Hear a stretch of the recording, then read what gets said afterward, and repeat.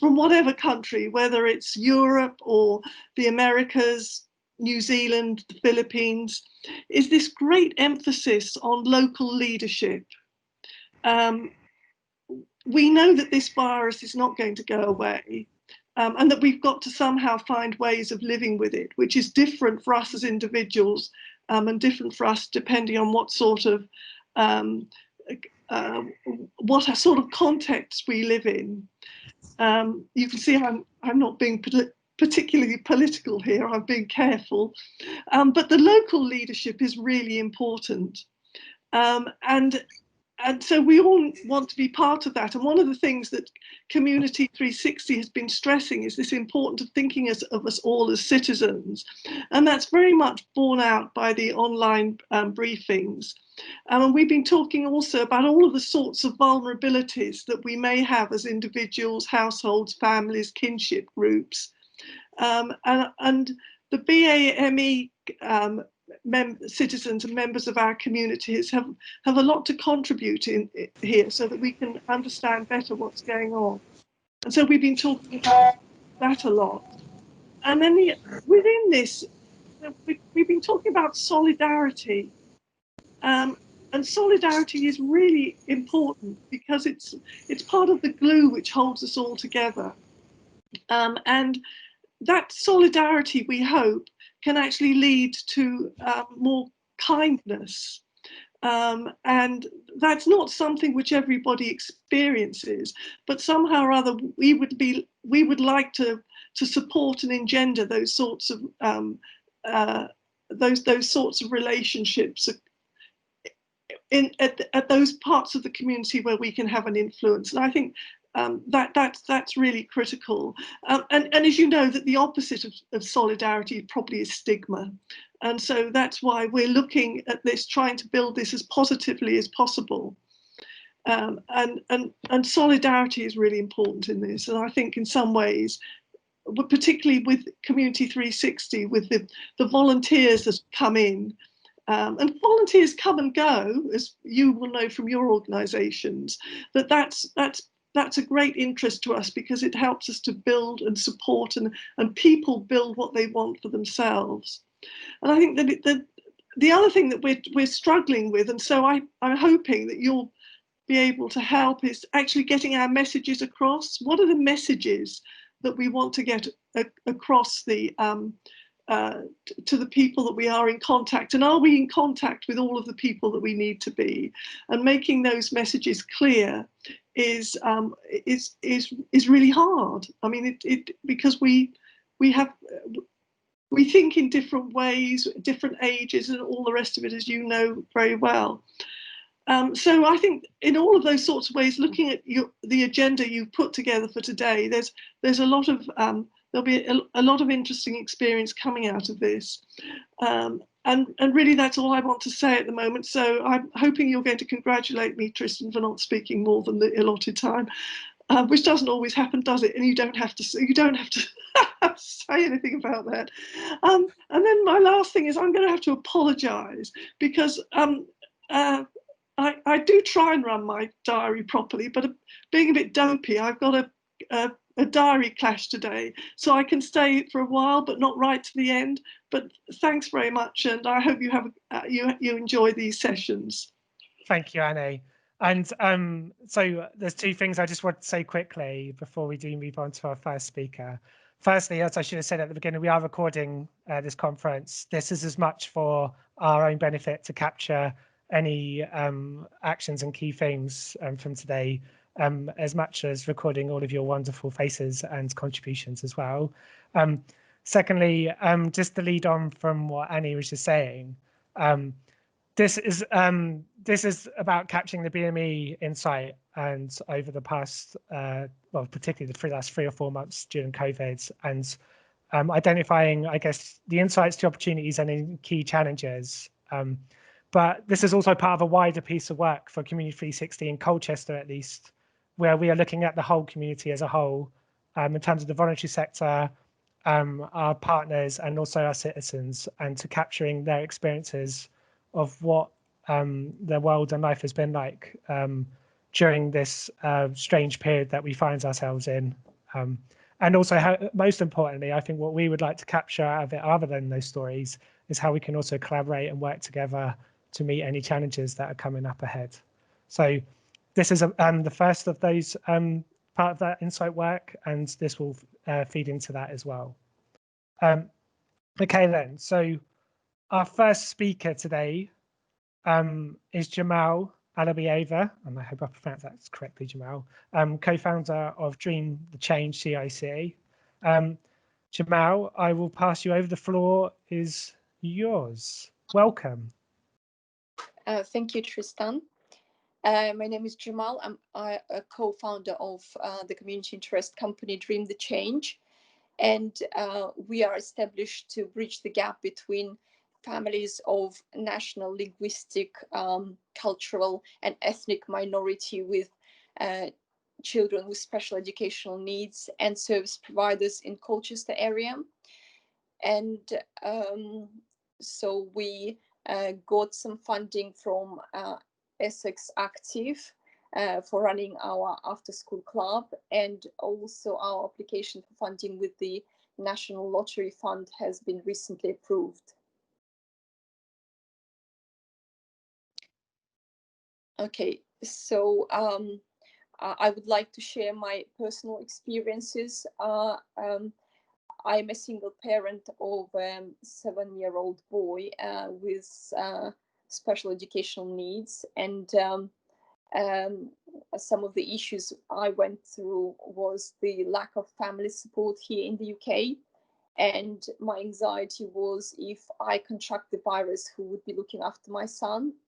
And my son has had difficulties with anxieties around the virus and changes it caused, changes in his routine, changes with his school, and as a result he had some sleeping issues, and access to sleeping medication and advice around it has been difficult.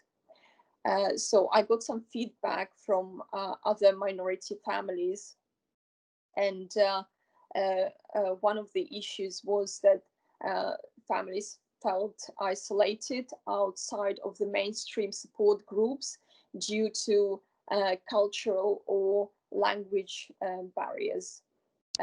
Other anxieties they experienced were related to job losses and finances. Also, access to cultural food has been difficult. Some of the families didn't share about their needs and support they need due to their fears around their immigration status. And also some families had issues about keeping their children, like siblings with sent children, happy. And also some families complained about lack of school support, and so their children didn't get like specialized or tailored study material or any follow-up. So, and what we would like to continue to work on. So some of the children from the BME background may not be receiving access to specialist services due to a number of factors. One, it could be lower awareness about the SEND system and also parents' rights. Other factor is a language barrier, and also the differences in cultural attitudes to disability. Also, as the SEND system readjusts in the environment of new reality, children with SEND will be facing more challenges with less access to SEND support. And so our organization is continuing to support families, alleviating isolation, and we also sourcing some information or educational materials or other resources, and we would like to present this in other languages and culturally adapt it on our website.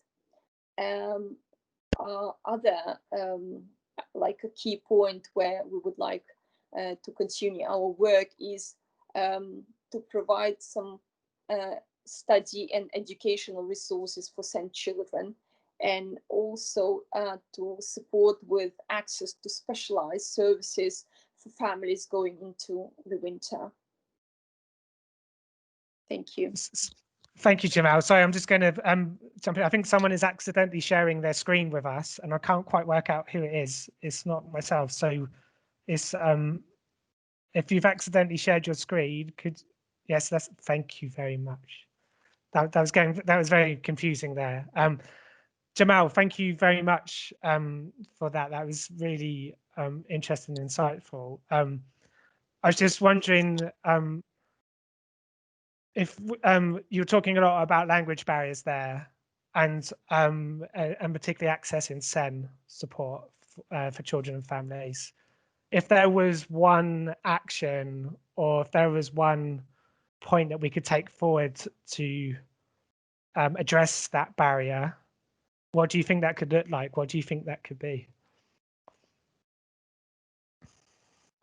Well, we are planning to create a parent support group, and we would like to provide to this minority SEND families network information in different languages, with the minority with the predominant language groups.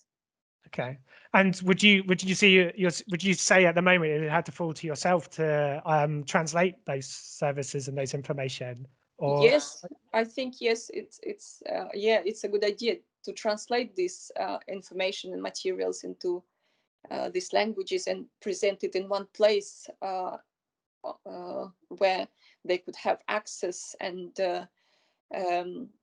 like through this network we are building.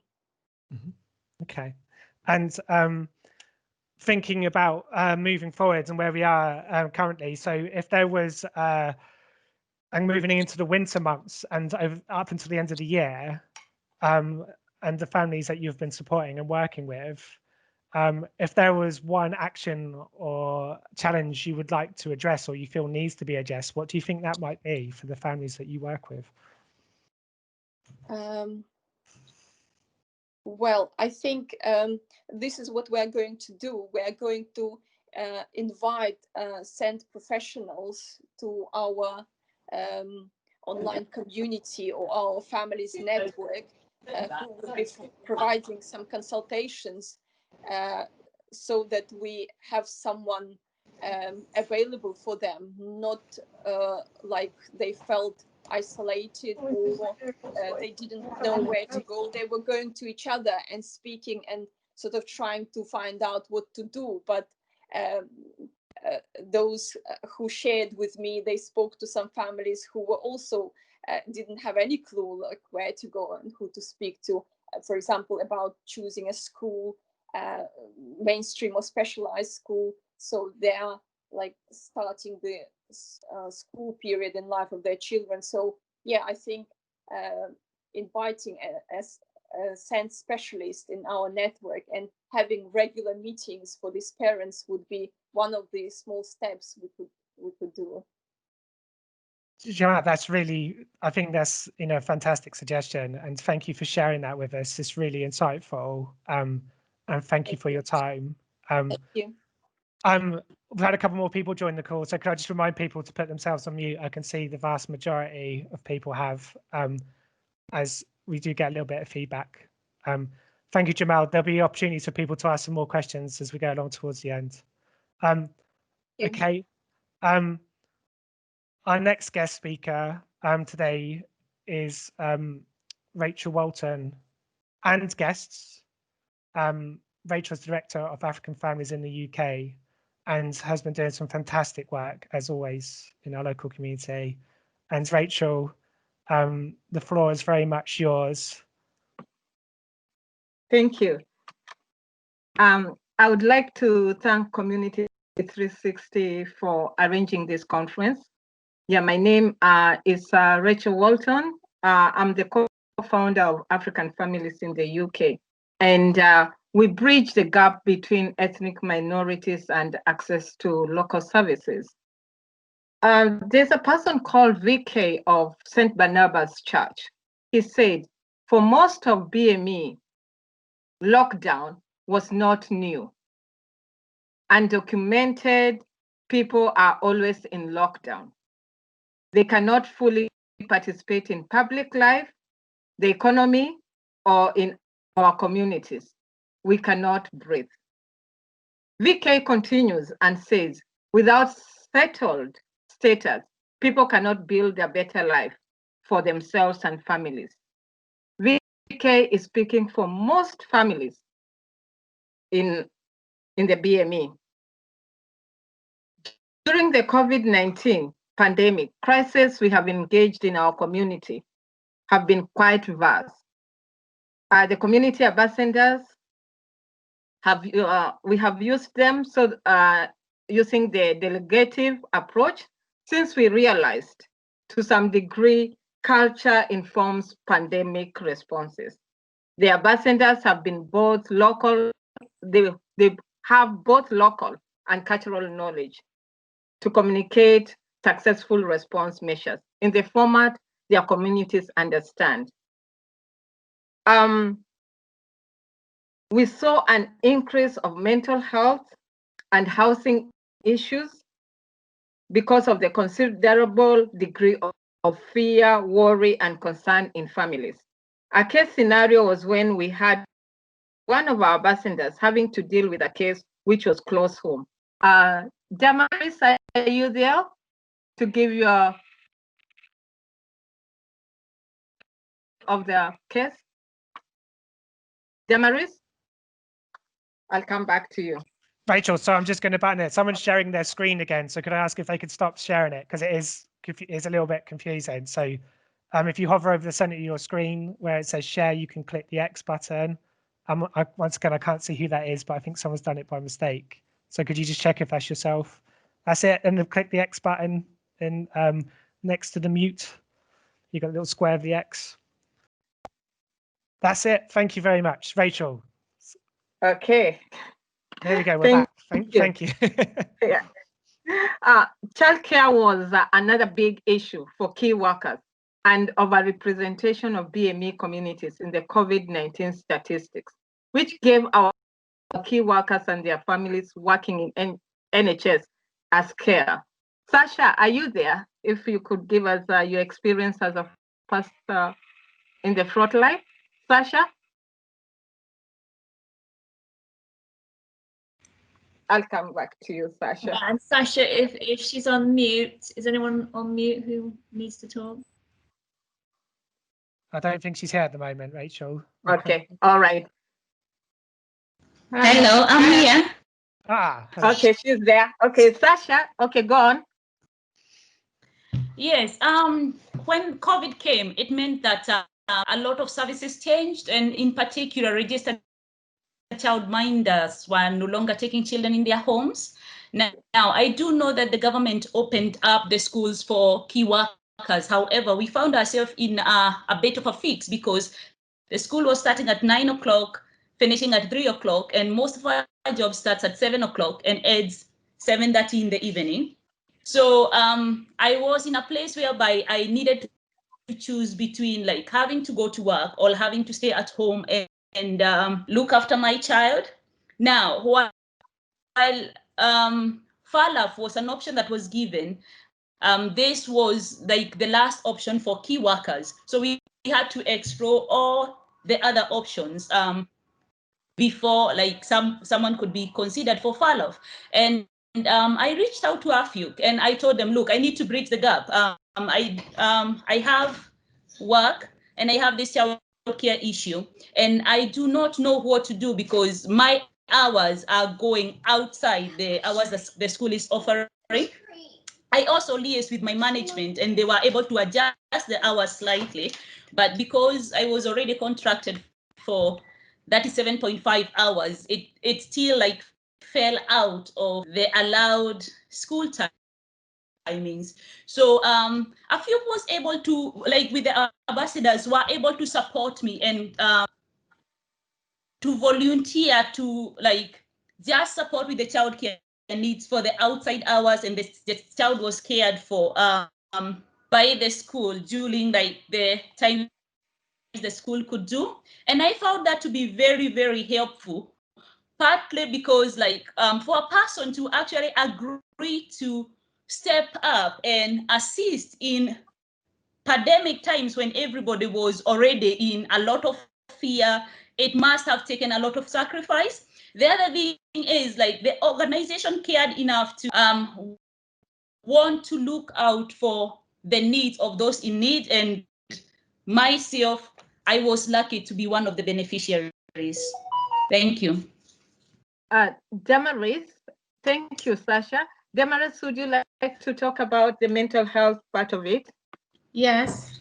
My name is Damaris, and I'm a FUC ambassador, and I'm one of them who was affected by the pandemic, as I had all my kids here come to visit before lockdown, and I have 3 bedrooms. So I had 5 kids, which then I have one of my son have got mental health, and he's the one who was most affected, which I ended up seeking help for him, and his mental health was so challenging. So he was supported by accommodation, emergency accommodation, by one of the other FUC ambassador who supported, and FUC also supported me with the counseling to support me with my mental health, to help me cope with my problem at the time so I can support my family. So as well as a FUC ambassador, I use the service, and thank you so much, Rachel.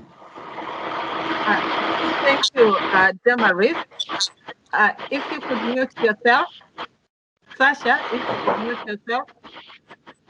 Thank you. We have, being a taxi driver was also difficult. We have Becky, who is a taxi driver. Becky, are you there? Becky? If Becky is not there, Regina, who is married to a taxi driver, she can also give her story. Regina? I'm just checking if on the guest list. Yeah, Regina had said she had signed in. Hello. Yeah, okay, go on, Regina. Okay, yeah, I'm Regina, and I'm from the Bangladeshi community. And during the pandemic affect us, most of our community are taxi drivers. So my husband is a taxi driver, and at the peak, we were all struggling. And this is when Rachel from our FUC supported us. I did give her a testimony, and I recorded that. So I just think that will explain my situation. Is that okay? Yeah, go on. Okay.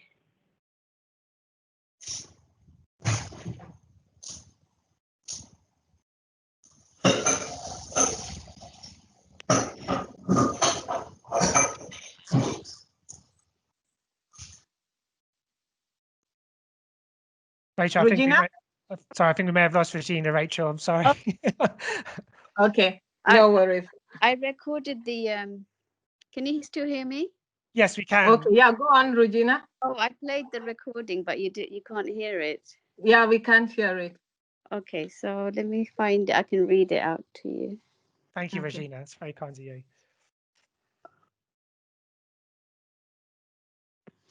Okay, I sent Rachel a testimony, and I said, "Dear Rachel, I was going through financial hardship and anxiety during this lockdown. I explained to you in our telephone conversation that my husband is a self-employed taxi driver who needed to get back to work as so that he could pay for food and bills that were mounting up. We had purchased a driver protection shield on credit card so that he could return to work being protected from COVID-19 and sometimes also from hostile customers. there is not much work available with the partial lockdown in place, and we realized that it would take weeks before we could get back the money that was spent on the protection shield. However, thanks to African families in the UK providing to pay for the protection shield and our shopping bill, we could see a way forward. It gave us such relief that we cannot thank you enough. AFUC has helped empower my husband to return back to work and has given us a positive outlook in this terrible time of uncertainty. So that was my testimony to Rachel, because I was really grateful for that help. Thank you. Thank you, Regina. We run a virtual youth club every Friday and Saturday. We have a voice from one of our young people, Natalie. Natalie, if you could unmute yourself. Yeah, hello. Yes, go on, Natalie. Okay, so I'm Natalie. Rachel's just asked me to say how lockdown has affected me. So during lockdown, I was not able to see my friends, and also I was in college. So the opportunity of me taking my exam was taken away from me, so I wasn't able to do that either. And loads of people within the youth club also have said like that there is still fear and anxiety of COVID-19, which is still here. And just like the idea of the new normal, which like wearing face coverings when you're going to the shop and just things like that are still mandatory. So yeah, that's it. Thank you, Natalie. Appreciate it. It's okay. The dictionary explains opening a can. The dictionary explains opening a can of worms as a situation that causes a lot of problems for you when you start to deal with it, and can mean more trouble than you had bargained for. We found this lockdown as a serious and complicated problem. When you reflect on issues of lockdown, for example, the digital divide, where BME children were left out of the government deal for laptops. A child from a disadvantaged background is 18 months behind when he takes their GCSEs. With the COVID-19, visualize the slowdown this has. It has widened the education inequalities. And when it comes to inequalities in health, individuals who are not residents in the UK are required to pay for their healthcare, meaning most of the undocumented people are not listed with the GP. Some foreign students, and so are the non-residents. When it comes to employment and finances, inequalities are many. Many BME work in the health sector. They were affected by the 0-hour employment contracts. When it comes to, we were behind locked doors. We have had an increase of domestic abuse. Yesterday, I got a call from a distressed lady who needed urgent counseling. Therefore, when we reflect on impact of lockdown on BME, you almost enter an abyss of darkness, most often distressing place to be. A story is told of King George III, who took every opportunity to leave London for his royal home at Windsor Castle. Sometimes while there, he would take off by himself on long walks. Occasionally, he would surprise the neighbors by popping over to their homes. One day, George walked into a barn where a woman was milking a cow. She had no idea who he was. The king asked her where all the other laborers and farmhands had gone. They have gone to see the king, she said, adding, I wouldn't give a pin to see him. Besides, the fools will lose a day's work by it, and that is more than I can afford to do. I have 5 children to work for. Taking coins from his pocket, George gave them to her. Well then, he said, you may tell your companions who had gone to see the king that the king came to see you. Now you all who have come today in this conference, decision makers, funders, police, agencies, statutory bodies, CCGs, organization, and community at large, can we be able to say in confidence that by having your presence in this conference, that we have been visited by the king and you will be joining together with us to fight the challenges that BME communities have faced during COVID-19. African Families in the UK is ready to build partnerships and find solutions to better protect our communities in collaboration with all present, and our participation in this conference provides an opportunity to strengthen our organization's resolve to fight the lockdown challenges, with our lead champion community 360. And finally, on the objectives, we are looking to find ways to plant the trees. We may not enjoy the shade fully, but other generations will benefit from it. Therefore, we are calling on all of our intelligence organizations, statutory bodies who are all here, collective responsibility to win this war. I am Rachel Walton, co-founder of Families in the UK. Thank you so much. Rachel, round of applause. That was fantastic. Wow, where do I start? Thank you so much to Rachel, to Natalie, Regina, Demaris, Sasha, as well, for sharing your stories. It really is greatly appreciated, but wonderful to hear from you. It's quite a lot to unpick and I'd love to ask, and but maybe we can save some of those questions for later as well. But we've just got a couple more minutes before we go on to the next speaker. If I, at the very beginning, Rachel, you said that there was an increase in challenges to mental health support and housing, and I believe it was Demaris who was talking about that, and Tasha a little bit as well. But I was wondering if there was one biggest challenge in terms of access to mental health support for the people that you have worked in. What would you say that could be? What was it? What was if there is one challenge, but if it's as simple as that, but what would you say was the biggest challenge for people accessing mental health support from those that you worked with? Mainly it was the housing part of it, because like Damaris, that was an ideal situation that happened to one of us. So we followed it step by step, where we could not get housing immediately for him. And he walked the streets of Colchester for many days without having a place and having to plug in his phone, because he walked into some of the houses to plug in his phone so that he can be in communication. So that was quite a difficult situation for us. And for some of the others who we've been dealing with, just calling on people they don't know, it's quite difficult. So, and our capacity. So that was also another big issue, the capacity in our organization. We needed more people to work along with us. Yeah. Okay, thank you. I'm sure there'll be some other questions later, but thank you ever so much for your time and also for the speakers as well. Okay. Next on our agenda today, and we are doing well for time, so we have Dilek Ayten, I believe, hope I've said that correctly, from the Kurdish Turkish community. Dilek, I will pass the floor over to you. Welcome.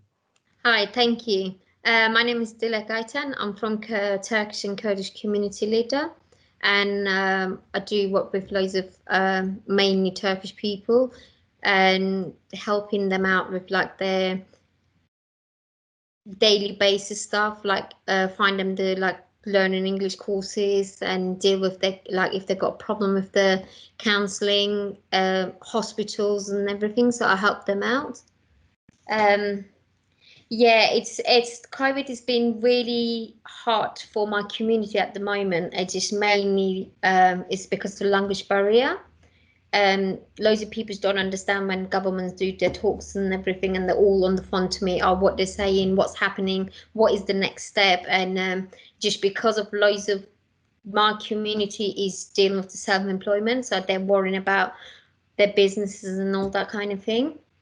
So yeah, it's as I can say, it's the main issue with my community is the language barrier, because they don't understand, and then they go back and they listen to their own country like Turkish or Kurdish news, and then they try to understand English government talks on the TV, and they get confused about it. And I'm thinking they call them as like, what is actually going on? Which one we get confused? Which one to believe? It's just because there's not enough information for people who don't speak English. That's the biggest issue at the moment I'm facing with my community.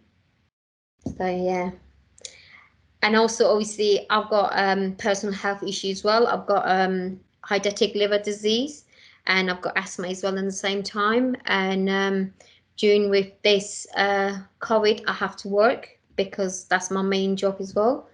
And I find it really difficult time in working because I'm worrying about like, because I don't know who I'm dealing with. Am I going to catch it?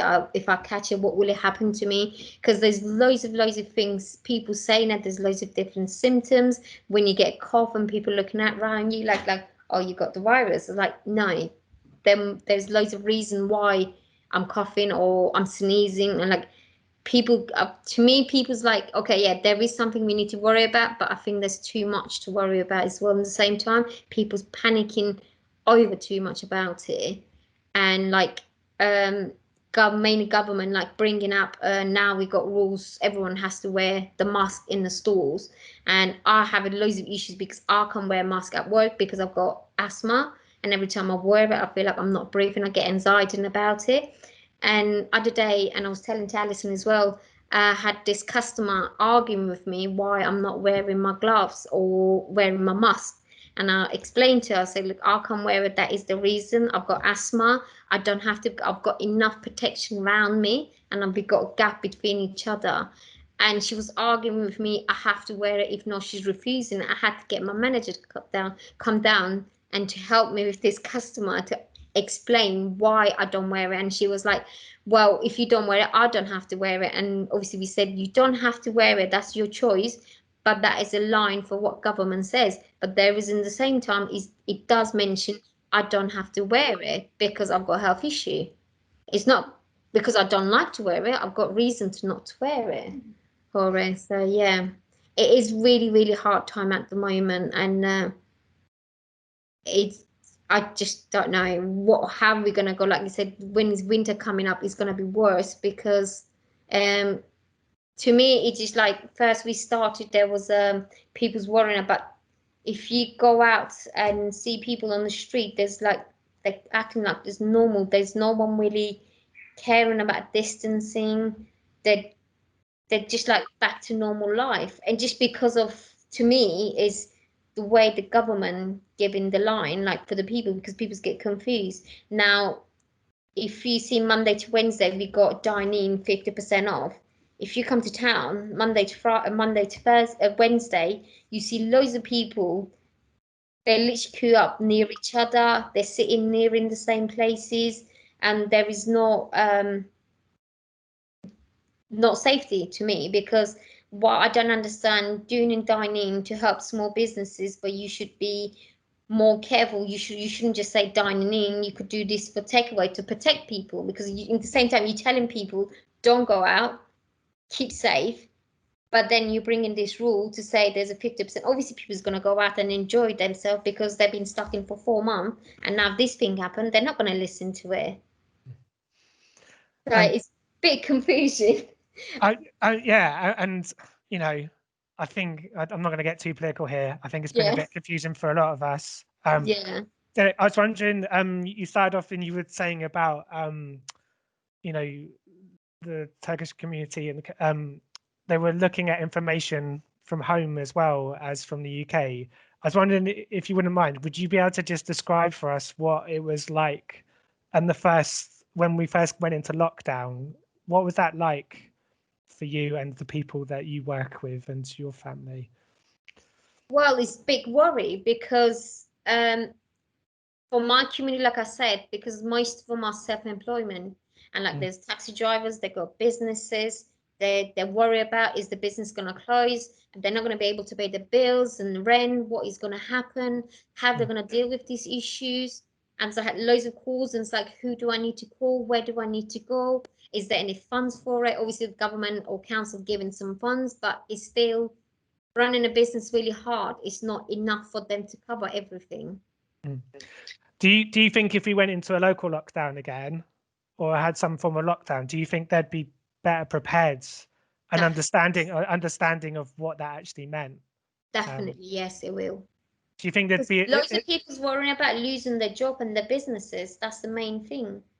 Would you say that's the number one concern for people, or is it? Yeah, because end of the day, people's got family to look after, not just in this country, in their country as well. They got mum and dad to look after as well. So whatever they earn, they look after their family here and there. So if it's anything second lockdown happen, if people suffering, that it's going to be really bad impact for them. Okay. I was also wondering, have you had any experience yourself or around the track and trace system? Has anyone had to access that you know? And do you think people would understand how to use it?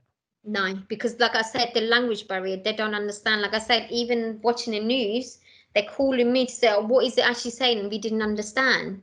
We're confused about it. And now they have to explain them in Turkish. But something like that, they wouldn't be able to use it because of the language barrier. Okay.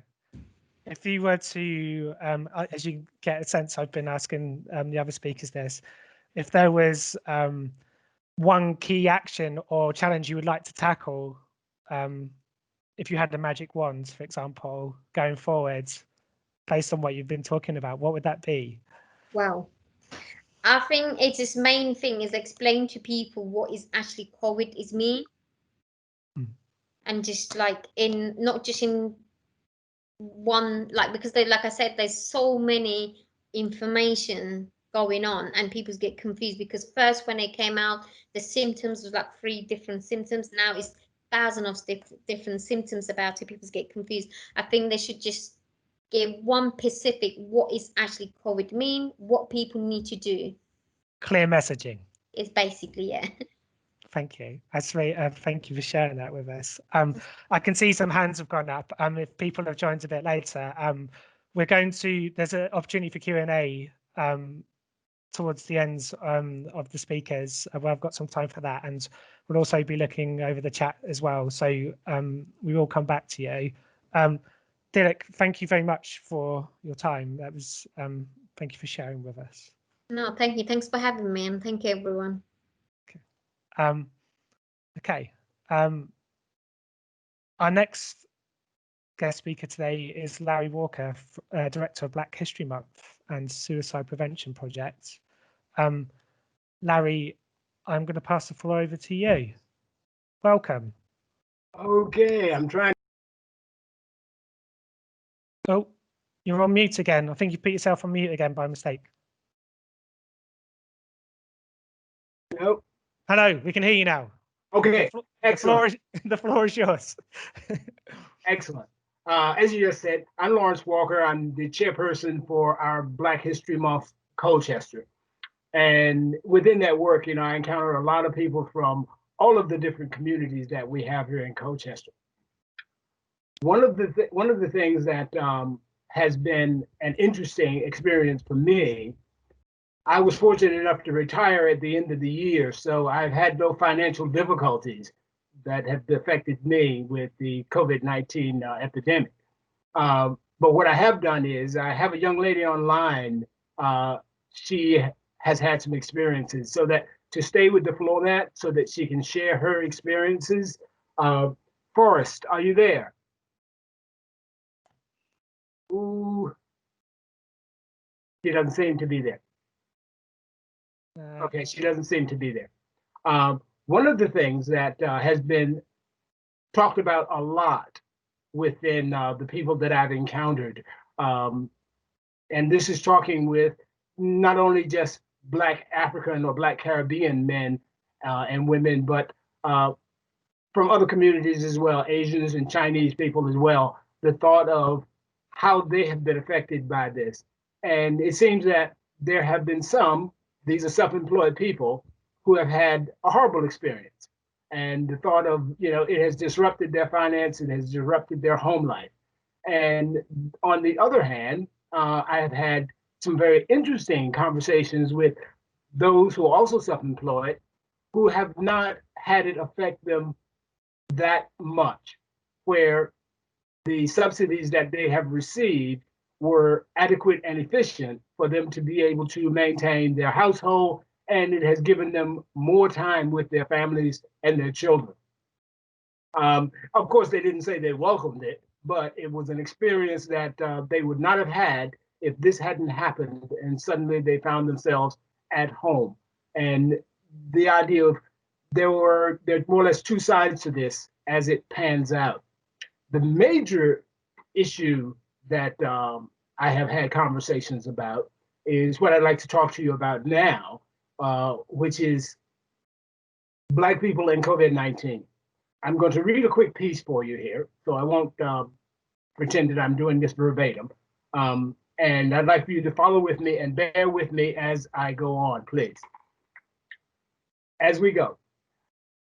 As the numbers continue to roll in on the deaths from COVID-19, they show a deadly trend for Black people. The worst part is we already know how to stop it. While figuring out how to curb the COVID-19, it is apparently complicated in this country. What's not complicated is why Black people make up the largest share of the deaths from it. Our communities are most likely to suffer from diabetes, high blood pressure, asthma, chronic conditions, and mental health issues that put us at a higher risk of death with this COVID-19. The reason for these trends were understood long before the pandemic started. What are they? What are these reasons? It's simple. We are most likely to lack access to healthcare. We make up a larger share of the low-paying job sectors that are now essential, and many of us cannot stay at home and avoid contact with infected individuals unless we are willing to lose our incomes. And that is one of the major issues. Essentially, COVID-19 deaths all boil down to one issue for Black people. It's racism. The discrimination that we have faced for centuries shows up in all aspects of our life. This means our symptoms sometimes get ignored by the doctors, and they send us home to die. Racism is driving this crisis, period. The Mental Health Foundation of England, Scotland, Ireland, and Wales identifies racism and discrimination as the #1 most influence on Black, Asian, and minority ethnic communities is mental health. If communities suffering from racism receive priority in the resources, COVID-19 deaths could be curbed immediately. We must advocate for reform that treats racism as the danger it is to our community. Our lives depend on it. It is felt that the disproportionate impact of COVID-19 on Black and Asian and minority ethnic groups represent an opportunity to create a fast but sustainable change and mitigate the further impact of this disease. Change needs to be large scale and transformative.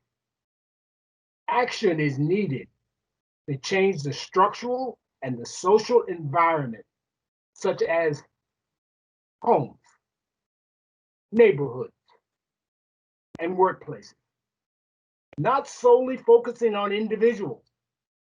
There is a legal duty and a moral responsibility to reduce inequality.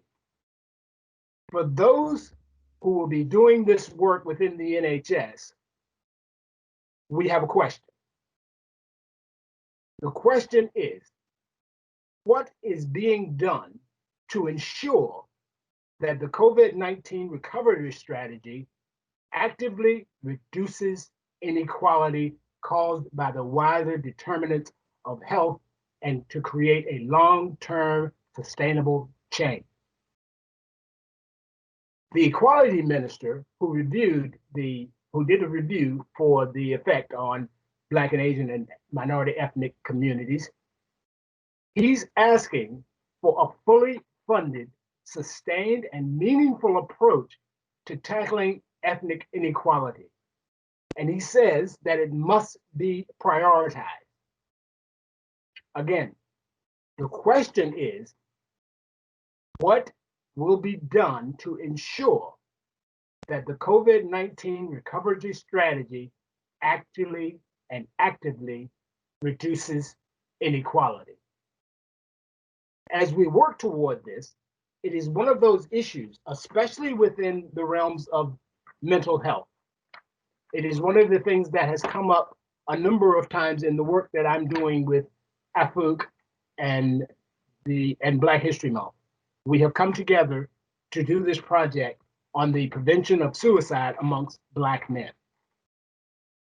The people that I have encountered while doing this project, not just the volunteers or the people that are coming in to work with us as advocates within the community, but these are people who have been directed toward me for support. And in each of those cases, this is what they have identified. They have pointed out to me that there are issues within their life, their workplace, their social interaction that has caused them undue stress. Racism. Unfortunately, it is something that we will live with. And what we need to do is understand the difference between racism and racist behavior. It's two different things. And the idea of how that plays into the lives of all of us, and having to create an opportunity to be able to help other people recognize their unconscious bias. Not just their unconscious bias toward Black people, but their unconscious bias toward all of us. We all have that scenario where we can honestly say in our hearts of hearts, I am not racist. But we all have things that move us in a different way by different people that causes us to feel differently about those people. Takes us back to the story. If there were only two people left on earth, a Black man and a white man, they encounter each other, what do you think the scenario would be? Would they continue to be aggressive toward each other, or would they cooperate with each other? And it is a decision. It's a decision that needs to be made, but then the decision needs to be made based on knowledgeable and intelligent information. And this is what we need to work harder on. So that is just 2 minutes, okay? Excellent. Now, let me call for Forrest again. Forrest, are you there? No, it doesn't seem that she's logged in. Well, thank you, Larry. I mean, you've made some very pertinent points there, and I think what you're saying about equalities is something that we can definitely, you know, there's a big discussion that could be had here there, and we could talk about that for the rest of the evening. Yes. We've got some opportunity for people to ask questions later on, and I want to keep the task with the other speakers. So thank you very much for your It's an time. opportunity for someone to address that question. What is being done to ensure that the recovery strategy is going to actively reduce inequality? That's what people need to know. I think it's a great question. I really do. Thank you for asking it. Okay. Thank you for your time. Thank you. Okay. Next up, we have Maria Wilby. senior caseworker from Colchester Refugee Action. Maria, it's been a while. It's a pleasure to see you again. The floor is most definitely yours. Over to you. Thanks, Tristan. It's very nice to see you too. Hello, everybody. I have a tendency to speak too much, so I've written down what I'm going to say. Tristan, I'm trusting you to give me my 2-minute warning if I overrun. So Refugee Action Colchester, who we are. We started in around 2015.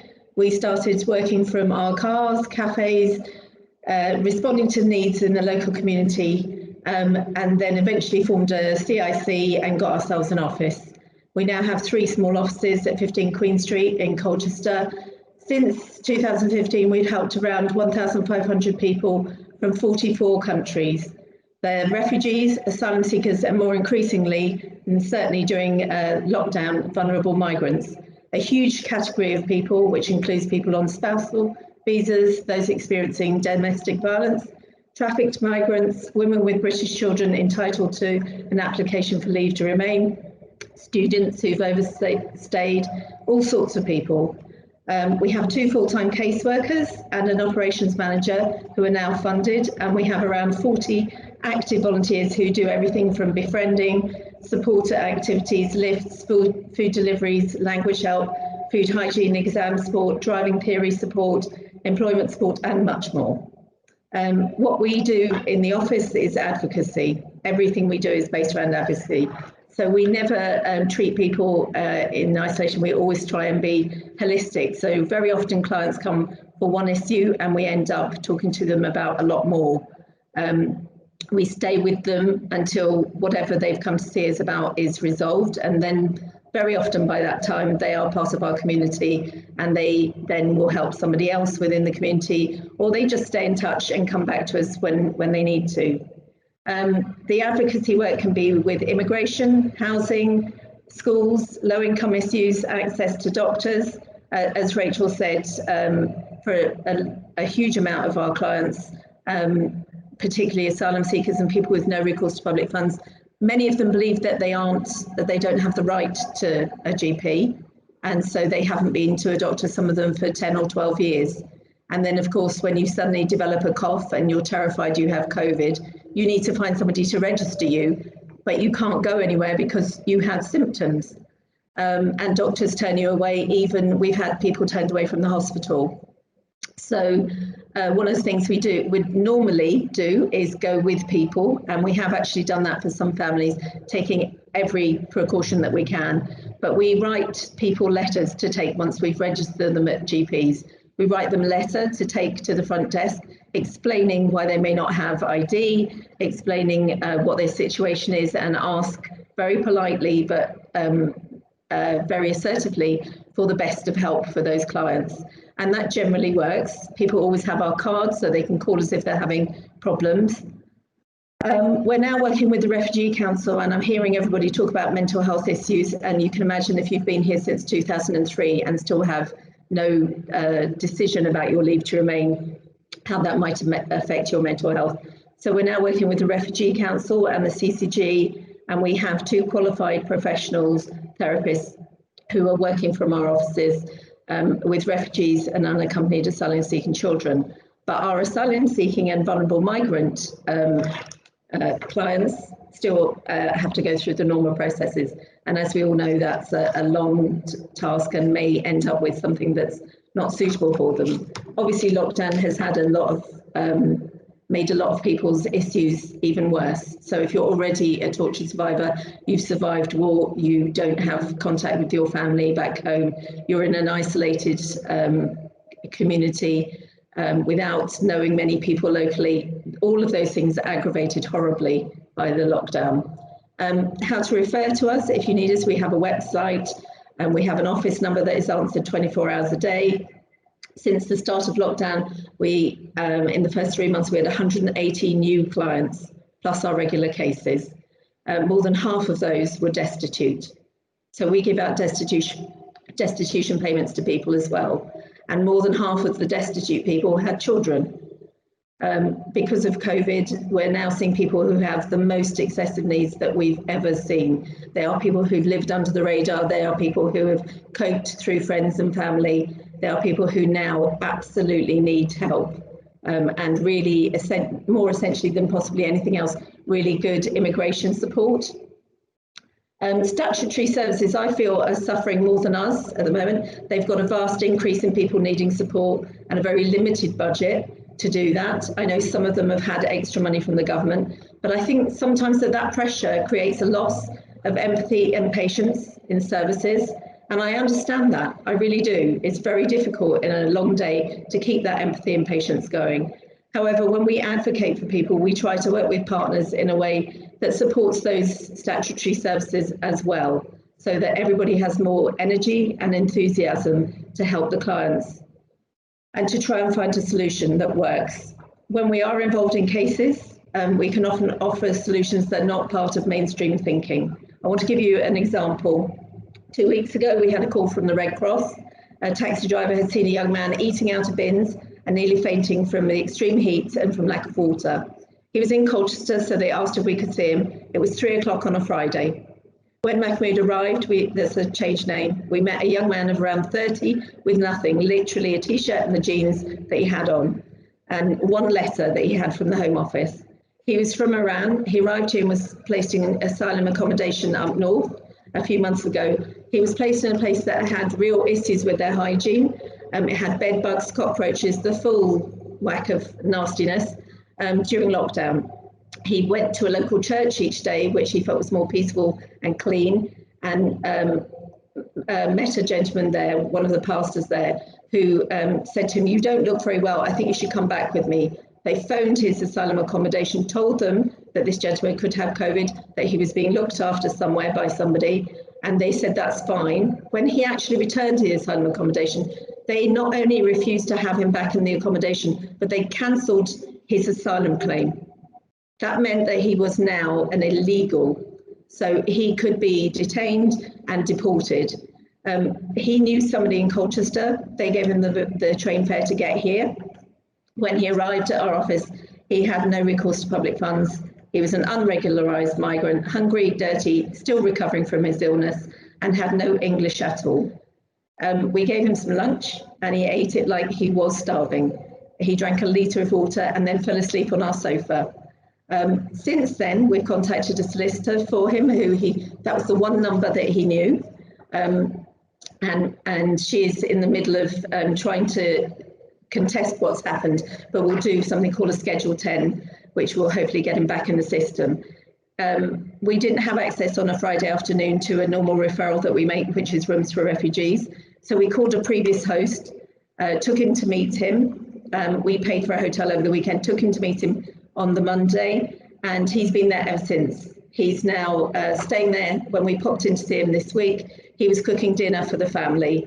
The 94-year-old mother who lives there told us what a lovely young man he was, and she hoped his problems would be sorted out. That's the kind of help that we can give to people. That was a situation because of COVID. I will speed up. The second case is a mum who's an asylum seeker, unable to access a legal aid solicitor, came here on a lorry, 38 weeks pregnant with her 2 older children, no recourse to public funds because she's appeal rights exhausted. We're doing all sorts of things to support her. They had lived, when they came here, on 2 loaves of bread for 2 weeks. There's very little that we can't help with. And if we can't, we refer on. Before we had funding, it was the partnerships and the community of Colchester that kept our work alive. And the community is still the bedrock of our organisation. And I think it makes us different from other organisations. We have clients who now offer to support others, and who've often become neighbourhood champions themselves. I do feel that there are services that seem to have lost their connection to being of service because of budgets and constraints. There's a whole sector out here, all these people who are speaking today, we're really happy to work with you. And when we do, things work out so well for our clients. So I'm really hoping that from today, we'll all be able to work together and make sure that these good people who need our help will be looked after in the best possible way. Maria, thank you. And quite frankly, I could listen to you speak about the work you do all day, because I know you do so much. I was just wondering if I'm going to ask one quick question before we move on to Satish. Have you been working with any cases that have had COVID symptoms at all over the past 3 months? And what has that been like if you have? Yeah, we've actually lost 2 members of our community to COVID. So that's been really shocking. And obviously with like everybody, the limitations on funeral arrangements and things, which there are other things obviously for people of different religions, which are also hugely, hugely difficult. And everything that we did had to be translated. So it was just as tough as it is for anybody who loses anybody, with an extra level of detail that needed to be sorted out. And we have had clients with symptoms. We have a thermometer now in our office.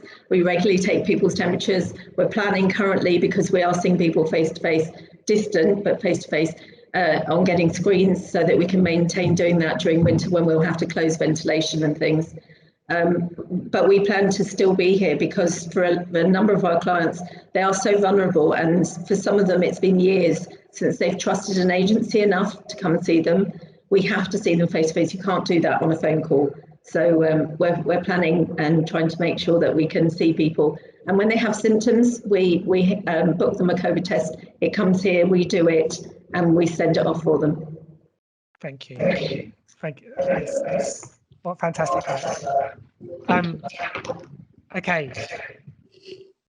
We are on to last, but not by no means least. And our next speaker is Satish Thakur, chair of the East Anglian Indian Association, they regularly use pre-lockdown Winsley's House to meet with their elders group, who I can tell you make the most incredible food, and I always make sure I drop in and say hello to see Satish, but sometimes for the food. But Satish, the floor is yours. Thank you for joining us today. Thank you. Good afternoon, everyone. I'm Satish Thakur, the chairman for the East Anglian Indian Association, or in short, EAIA. I moved to Colchester in 2000 as an X-ray engineer from King's Lynn. Now retired from NHS in 2017 at the age of 70. EAIA is the organization of a close-knit, good supportive community run by the volunteers, a community of professionals, and working for NHS and the government establishment, and with an ultra scale in the private sector as well.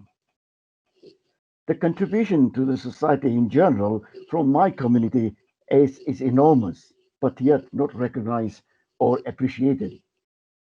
We support and communicate with each other, look after our elderly and lonely individuals by regular one-to-one calls and by the personal visits.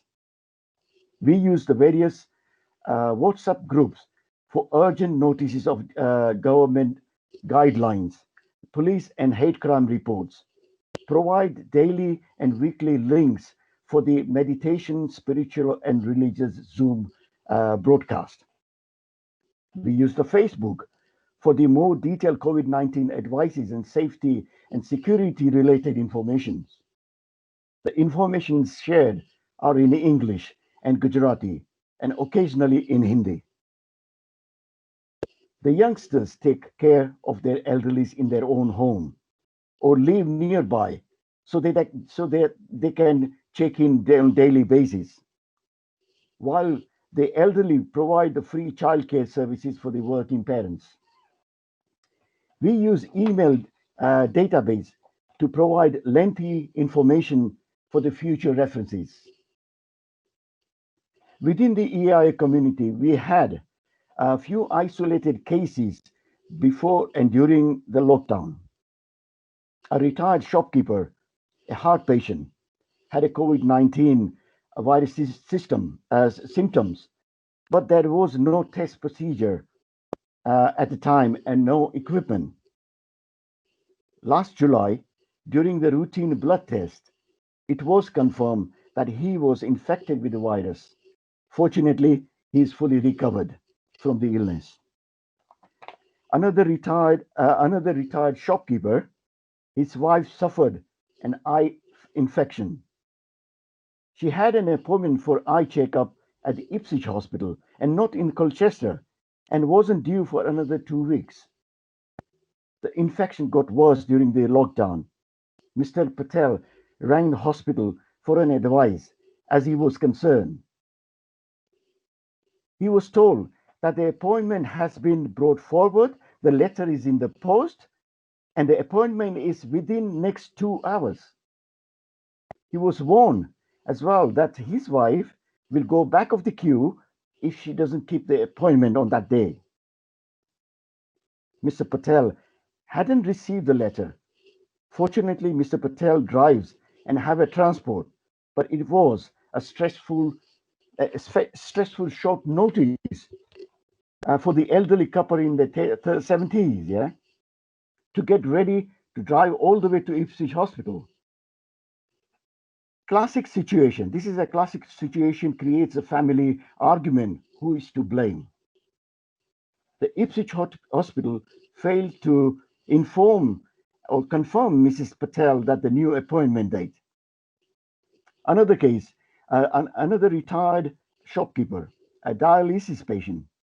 During the lockdown, on the way to the hospital in an ambulance, his wheelchair tipped over because the driver failed to secure the wheelchair. Was the driver under stress or tired?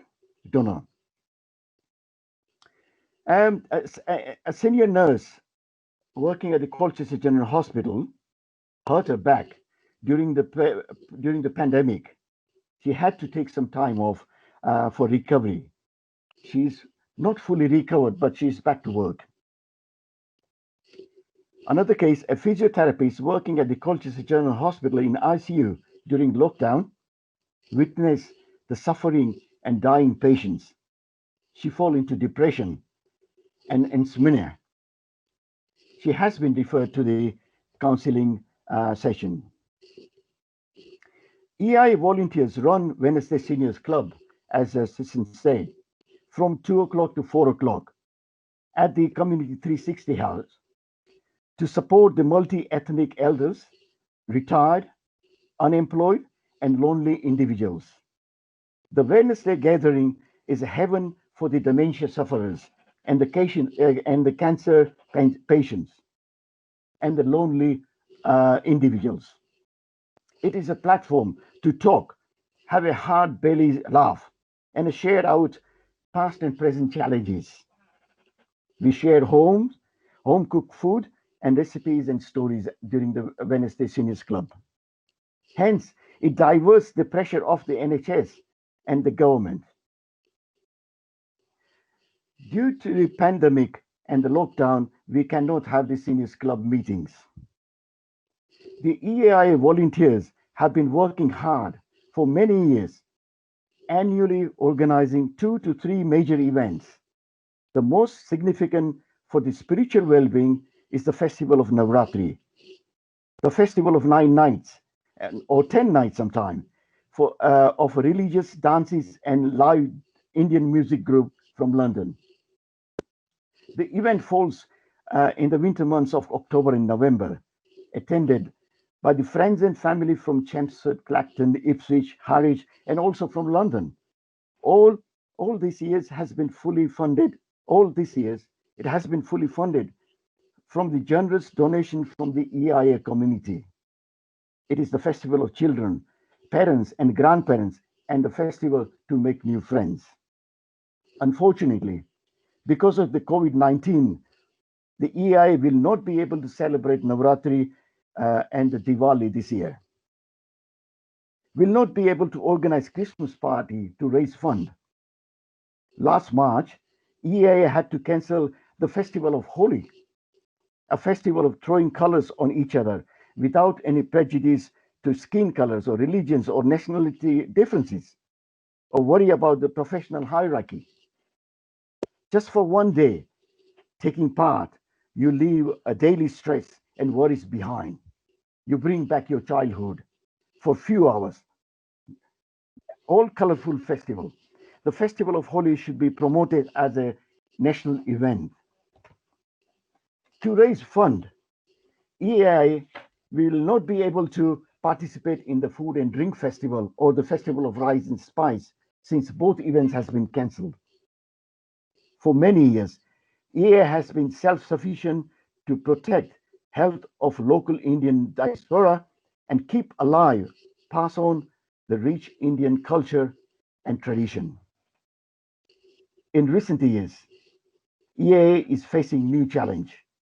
The new generation of Indian don't want to follow their parents' footsteps, the corner shop businesses, the major donors. With a higher education and expertise in various fields, they have a better earning power without the hardship and stress that their parents has gone through. They know the new generation have no doubt that the business and stress are delivered like a 2-for-1 offer. Satish, this is your 2 minutes. Thank you. 2 minutes. Okay, we are. We are asking government, the Colchester Council, the decision makers to provide us a permanent place for the health and well-being of the community. We have volunteers to run and organize yoga and meditation classes, cooking classes, nurse, music and dance, native language classes for children, a meeting and eating place for elderlies, a place where we can have a regular committee meeting and have a storage place to store a festival equipment. Thank you very much, everybody. Thank you.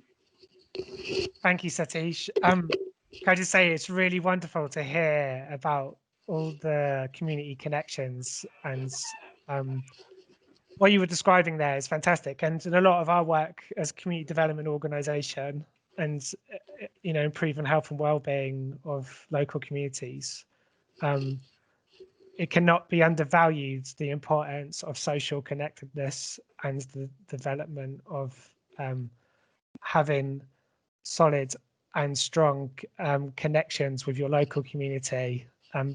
I should imagine even more so in the challenging times that we've just seen. Thank you for sharing that and for your time. Okay, we are at the point of the agenda where we can open the floor up for some Q&A, so questions. So we have an awful lot of people on. Oh, we've got a hand up already. That was quick. I would like to try and use the hand system if we can, and I'm going to keep track of it. And I know there's been lots of things in the chat as well. So just to pick up some of the things that's in the chat. Firstly, we are recording this session, as I said at the start, as much so that we can capture the outcomes and any key themes, which we will definitely share with you all. We'll also be looking back through the chat section over the last hour and a half or so we can pick out any key items as well. But please, this is a chance now to ask some questions to the panel. And what I ask is that if you could just introduce yourself, and if you have a question for someone specifically in the panel, then of course, please refer to them specifically. And we will go from there. We have 2 hands up, and I think the first one may have been Carol Sampson. Carol. Hello, I'm Carol Sampson. I work in the Medicines Management Department at North East Essex CCG. It's not really a question for the panel members, although it has been so interesting to hear all your stories today and your experiences during COVID. I'm really here with a plea. As I work in medicines management, we're coming up to the flu season, and I appreciate that many of your communities are probably hard to reach. I've been hearing about how it's difficult for you to understand the information because of language difficulties, etc. And I really just wanted contacts within the various communities so that I can engage with them and get the information out about the flu vaccine. So, and obviously this will support me later on if the coronavirus vaccination should come about. Obviously we need to promote that amongst your communities as well.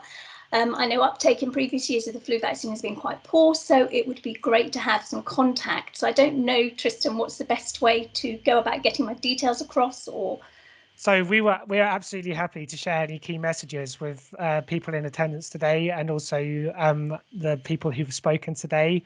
And alluding to what Maria was saying earlier, and I'm going to assume the others are the same, that everyone will be happy to work with you and to work together to not just share the key messages, but maybe also to identify where the challenges are in sharing those key messages as well. No, that would be great. So should I contact you, Tristan? Yes, so we'll send up a follow-up to today, but if you can leave your details in the chat, if you're happy to, we can pick it up that way. Yeah, perfect. Thank you very much, Carol. Thank you. Okay. I think next was Pam Green. Pam, hello. Hi there, and thank you everybody for your contribution this afternoon.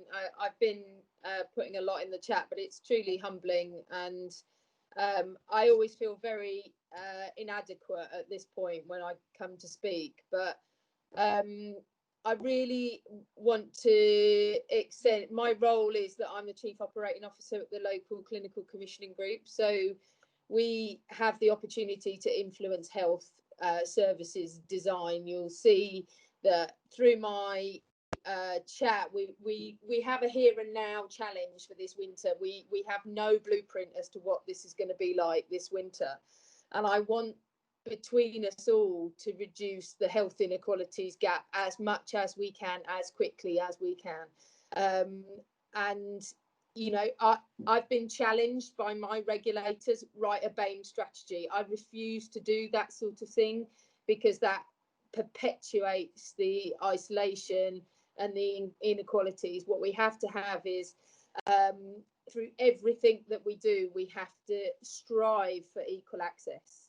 I can't do it on my own. You may notice that you could call me a white privileged individual, you know, whatever, but I will need help to help everybody else. And Tracy knows me of old. I'm pretty gritty. I'll take whatever challenge comes my way. But I believe that with the connections we've got in North East Essex and the relationships that we've got, we can make a big difference quickly. Tracy always challenges me, and I'm always welcome. I always welcome it. But the door is very much open. You may have a conversation with me and think I'm one of the most naive people you've ever spoken to, or one of the most streetwise. I don't know. You can form your own opinion, but I certainly have an opportunity with the role that I've got to exert my influence to get services to be much more accessible. And I believe that's what we should be striving for. So, Tracy, can you help me work out how to make the connections in the way that we need to? But that's a genuine offer, that there should be no difference. You know, I'm looking at data that says there's higher levels of BME unscheduled attendance at A&E, but there's much lower access into things like normal cardiology services. That's not right. We need to get that right. You know, if you do it from a selfish perspective, we need to spend the money in the right place rather than the wrong place and increase access. That keeps the government off my back, but it saves lives as well. You know, so let's join up in the right places to get the right outcome. Some of that will mean that we have to challenge our data in a different way. Some of it will mean that you'll have to walk the floor with us to help us understand, but that is a genuine offer. I've tried to learn to speak various different languages. I'm not very good at it. I'm just not very good at it. You know, the bottom line is, you know, I'm not going to be able to do this on my own. So, you know, you'll have to help us, but that is a genuine offer. So can I just come in and say, Pam might not be very good at the languages, but what she really is good at is putting her money where her mouth is. Oh, I knew you'd say about money at some point. Well, no, but as much as you can, and resources in the right place at the right time for the right people. So I think if anything can come out of this conference, it's also understanding that our BAME community aren't hard to reach, they're seldom heard. But this goes to show that they're not hard to reach. And so, yes, we'll be working really closely and through everybody on this conference today to ensure that change is coming.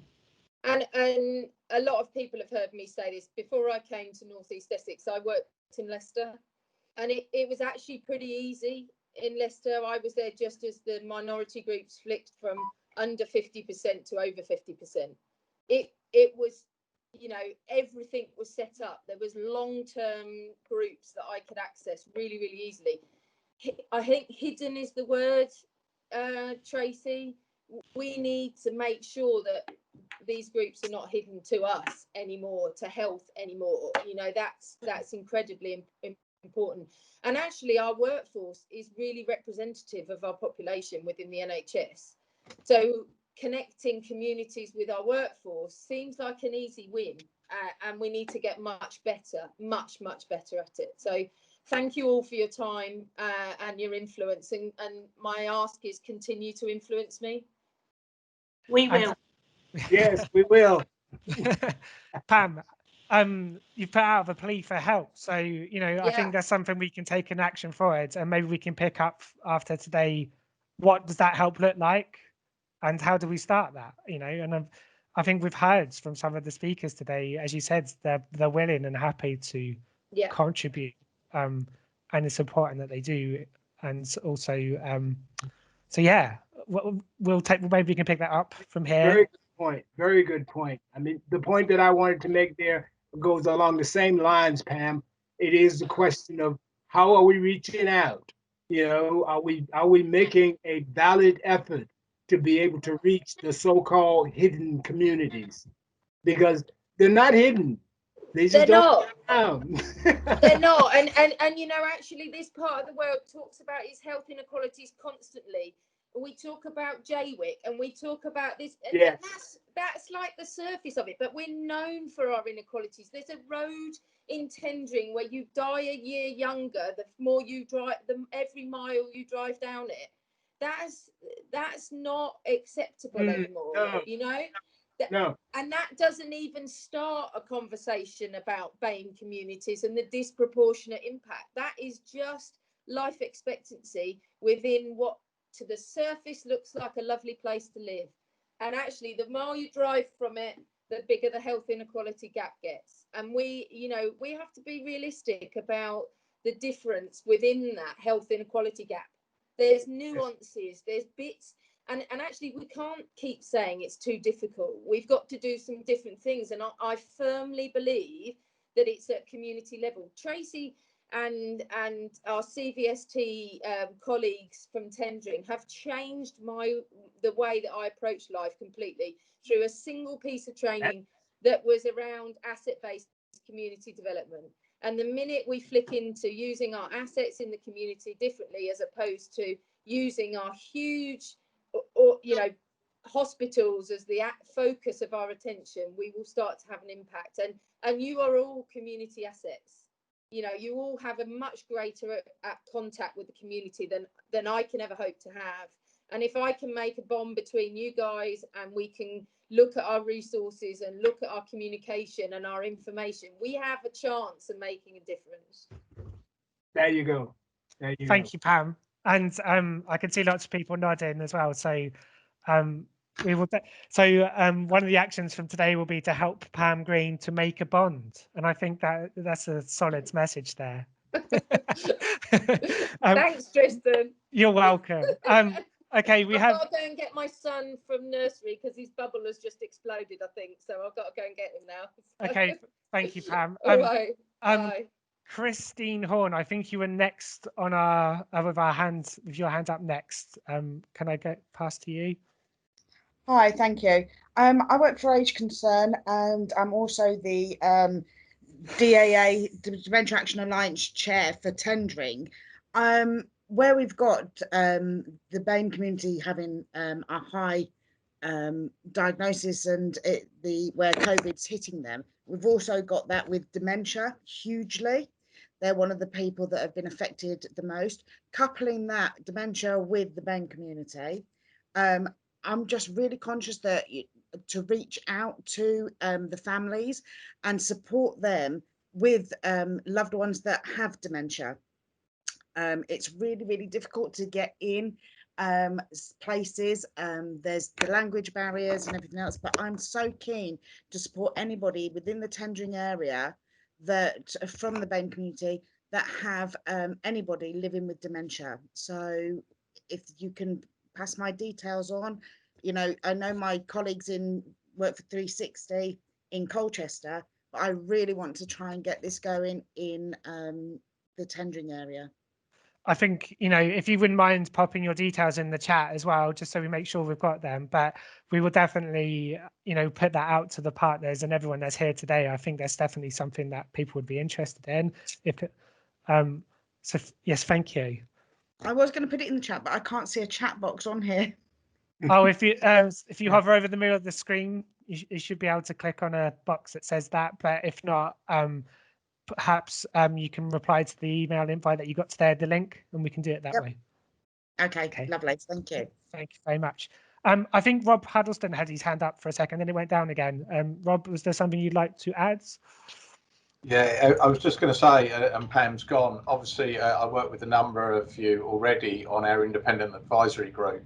And Tracy, I wonder if we have a discussion with Pam, whether we make that a joint police and health independent advisory group. So we have that one working group that informs both health and the law enforcement side of things, rather than duplicating possibly a structure we've already got. And that would solve Pam's reaching out problem. Great idea. Why not? Great. Why not? Whatever's easiest, reduce the meetings, get more done. Yes, yes. And it creates an immediate solution for Pam. Pam would definitely welcome that, I can assure you. And she's missed it. No, she hasn't, because I'm here, so I'll tell her, don't worry. All right. Thank you. Carol's Samson, you have your hand up. I'm not too sure if it was left up from before. Sorry, no, forgot to put it down. Sorry. No, not a problem. Okay. Okay. I've just taken my eyes off the chat. Is there anyone else who'd like to ask any more questions at this point? If you could put your hand up. Thank you very much. Who have we got? Is this Manuba? Is that correct? Yeah. Yes, correct. Hello, everyone. This is the conference. It's amazing. Actually, while I'm listening to the people who spoke before me, I think the language barrier is not the problem, but I can see that the thing that we are going to be one network link, and then people don't know where to get the source. So this is the thing. I believe that the Community 360 is the hub, and then we can do altogether the change is a good way.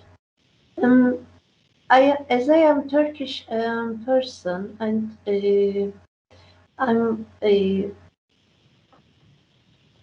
work with the Refugee Action and CICC with the Islamic group, and then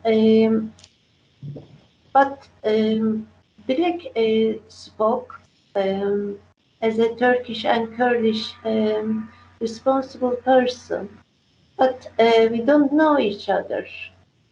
So this is the gap that I've seen. So we can do everything all together. So this is the thing as I'm going to say. Thank you very much, and that's it. Thank you. Have a good evening.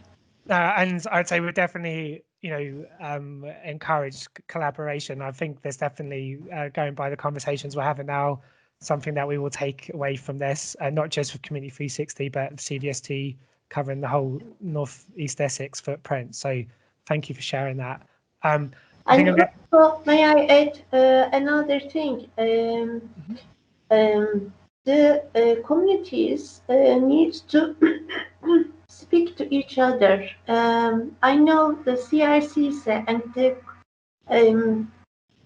refugee action works closely, but when the things come up with a urgency, for example, the vulnerable people, so we are very willing to help the people as giving the food and another help.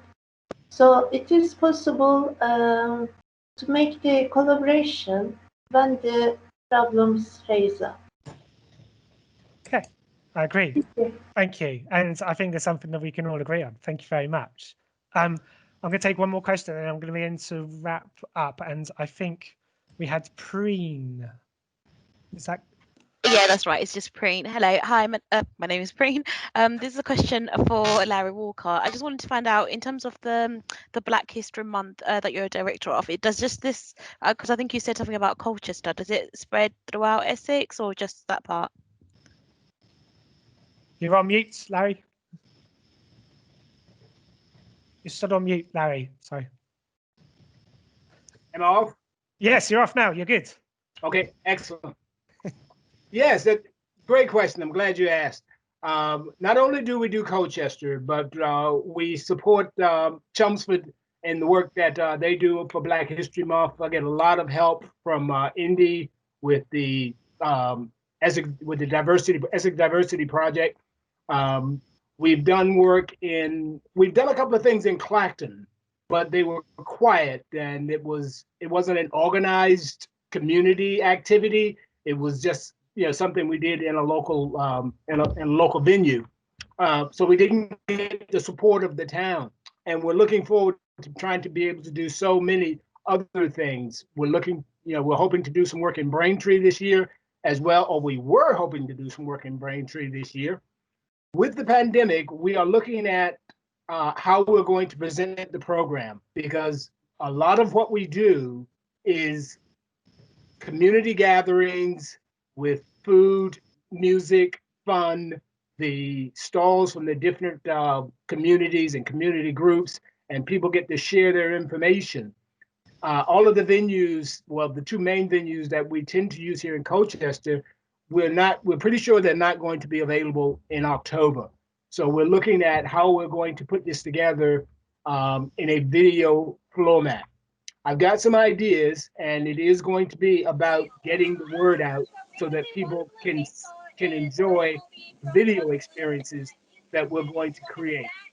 We've got a couple of good ones, and a lot of the work that we're going to do is going to be with the school. And I'm asking everyone that if your school wants to talk on Black History Month, I am available to attend the assembly sessions, not to create a special time for me to be at the school, but to use the assembly sessions as we've done in previous years, where I get that half hour to be able to talk to the young people about Black History Month or Pacific historical topics of the day. Last year, it was the anniversary of the Windrush. It made an excellent presentation, especially for the younger ones. I was really pleased and in some ways surprised at the response from young people, especially after I've done the presentation and then we do the question time, the number of little hands that went up and the types of questions that they asked. And as we all know, kids ask some really interesting things. They will surprise you, as some of the questions that came up with. Fortunately, I was able to, bat most of them out of the park, but it is a question of, because of their young minds and being able to give them this information, we want to be able to do more of that. So if there are schools in your area that would accept or would want a talk on Black History Month in October, by all means, let me know and we'll put that together for you. Thank you. The question, yes.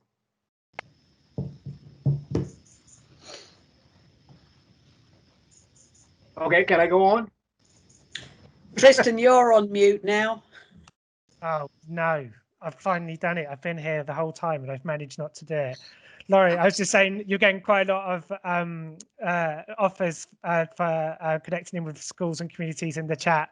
I see Moira Groybos from Braintree District Council is offering as well. So we will definitely connect you in with those.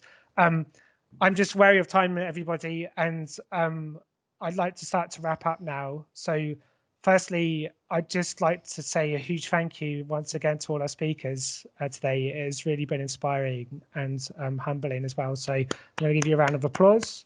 Thank you very much for your time. Thank you also to everyone who's attended. At one point, we had 96 people on the call here, which for me is a personal world record. So well done. And thank you also to Alison and the team for organising today. Next steps, and what do they look like? I think if I was to just kind of surmise some of the, we've had lots of things today, let's be clear here, and we've only seen, small windows into stories of people's experiences. So, and I'm sure there's a lot more we can unpick and unravel, but I think we've definitely heard some themes around employment and the gig economy in terms of our BME communities. We've heard some themes around access to services, but maybe in terms of messaging and understanding of those services. So whether it's clear direction in terms of public health messages or whether it's translation of information into services. We've had a couple of times references around mental health support as well. And we've also heard from our speakers and also looking through the chat, lots of offer to collaborate and to work together moving forward. And if everyone's in agreement, I think if there's one action that we can agree now is that we can definitely do that and we can work together moving forward. Myself and Alison and Morris, we will draw up a list of themes, key themes and actions from today, and also look over the chat, and I have recorded this message. If there's anything, any other offers or things that people would like to raise, please email us. Alison has sent out the invite, so please contact Alison, and we will collate those, and then we will share them out with you, because what we'd like to do is then to condense some of those themes into actions and some of those actions into outcomes, and we'd like to do that with you as well. Tracy, is there anything you'd like to add at this point? Yeah, there is. So big thank you to everyone. I know we've said lots of thank yous, but we couldn't do it without the collaboration and the work that we all do together. It's really important, and it's more important, I think, now that we're not actually seeing each other face to face. And I think the Winsley's House is a quieter building for it. I miss our Wednesday afternoon fun and food and laughter. And it was really important to us as an organisation to have that happening. So we'll get that kind of approach going again. I think the other thing is that we absolutely have a commitment to build on what we've done today. And so I would like to see something very similar done in at least a month's time, if not a little bit earlier, and then thematic work comes out of that. And what we aim to do is, with some insight and mapping that we're doing in Colchester and Tendring, to build a community strategy. And in Colchester, part of the One Colchester group, we will have a bursary pot of about £200,000 that will be forming that community strategy for winter preparedness and other pieces of work that you can get involved in. So that money will probably get released about September, October time. And I would like this to be a platform for taking some of that forward. So that's our commitment from 360 and One Colchester to making some of those changes, working with our health colleagues and ensuring that actually there is a voice for change, and that we're hearing you, and that we need to make sure that we walk shoulder to shoulder to elicit some of that change in health, worklessness, equality, and all of the other things that we've been talking about this afternoon. And I will shut up from there. What a way to end, Tracy. Okay, well, in that case, thank you again to everybody. It really has been a pleasure. And Alison, Morris, it'd be great if we could just hang back and have a quick conversation. And I bid you all a wonderful evening and see you all soon. Thank you, Tristan. Thank you, Alison. Thank you. Thank you, everybody. Thank you very much. Bye-bye. Bye. Bye-bye. Yes, we'll all say thank you. Bye-bye. Bye. Bye. Thank you, Thank you. Chris. Bye. Thank you, Alison. Thank you, everyone. Thank you, Lawrence. Bye.